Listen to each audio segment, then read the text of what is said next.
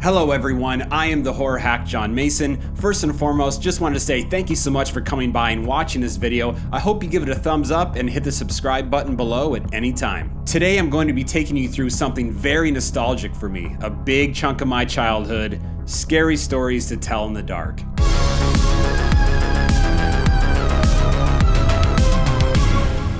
Now, the feature film Scary Stories to Tell in the Dark is based on the books by the same name, written by Alvin Schwartz and illustrated by Stephen Gammell. Now, the first book of Scary Stories to Tell in the Dark came out in 1981, followed by More Scary Stories to Tell in the Dark was released on Halloween in 1984. Then 7 years later, Scary Stories 3, More Tales to Chill Your Bones, came out in September of 1991. And it was 1991 where I really got into these books. I was 8 years old, living in Iowa. I was reading these books with friends in a dark and dingy basement late at night after playing hours of Super Nintendo, eating pizza bagel bites, and chugging Mountain Dew.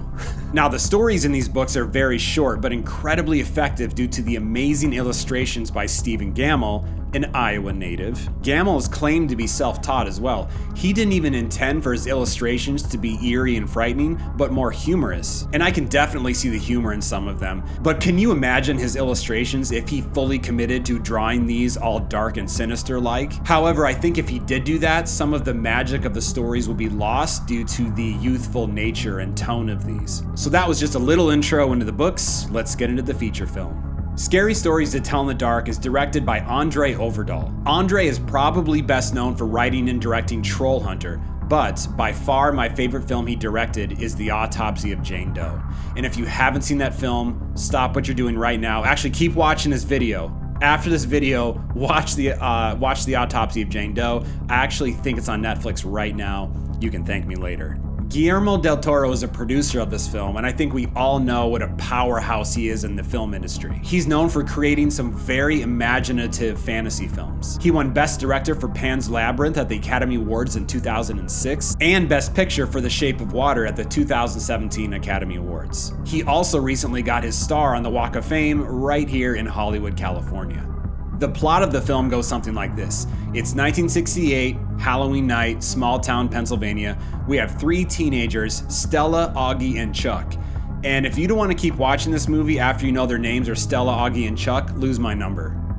Well, they go and investigate a haunted house, and they find this secret room that contains a book that belongs to one Sarah Bellows. Now, this really intrigues our lead character, Stella, because she is a horror-obsessed writer herself. Well, Stella brings the book home, and when she's in her room looking through the book, turning the pages, all of a sudden she sees a story being written right before her very eyes. And here is where the scary stories come in. Now, there is a great quote in this movie that our lead character, Stella, says.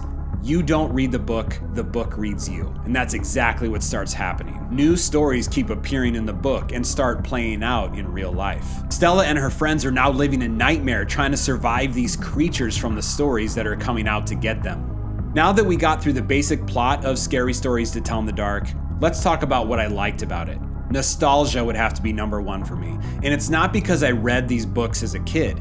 It was the whole feel of the film. It actually kind of reminded me of the It film from 2017, but less horrifying and more geared towards youth. Both It and Scary Stories to Tell in the Dark take place in the Northeast. They involve a group of kids that are trying to survive this unseen horror. It just takes you back to a more simple time when you were a kid, riding bikes with friends, getting into trouble, falling in love with that crush that you had.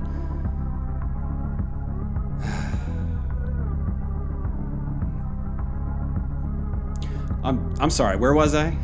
It's like an endless summer, if you will, except this takes place in the fall and the kids have to battle horrific monsters, so there's that. The second thing that I really liked about Scary Stories to Tell in the Dark is how good the illustrations from the book came to life on screen. It's as if they knew exactly what I was picturing in my imagination, how these drawings breathed, moved, and spoke. There's a really cool featurette from Insider where they take you behind the scenes and show you exactly how they created created these monsters from book to screen. It's truly amazing, and after you see it, you will really appreciate how much time and energy they spent on getting these monsters looking just right for on screen. And I'll make sure to put a link to the behind the scenes video in the description below so you can watch it. Now that we talked about what I liked about this film, let's go through some dislikes. My main dislike of the film would have to be the feeling of lulls in between seeing all the cool monsters and the stories coming to life on screen. And that may be due to the fact that I didn't really care much about any of the characters except our lead role of Stella. Stella was a hell of a lead character.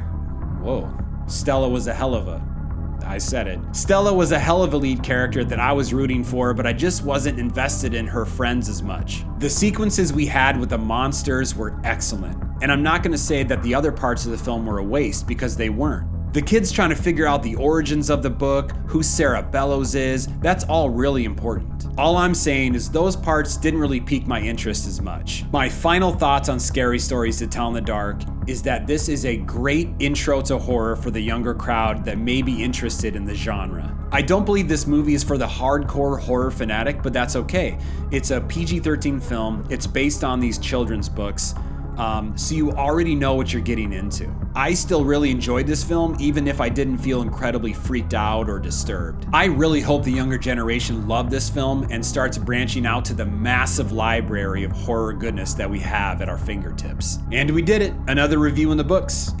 Please tell me what you thought about this video in the comments below, give it a thumbs up, and I hope you hit the subscribe button if you haven't already. And let's be friends, you know you can follow me on Twitter and Instagram at The Horror Hack. I am The Horror Hack, and this has been one hack of a show.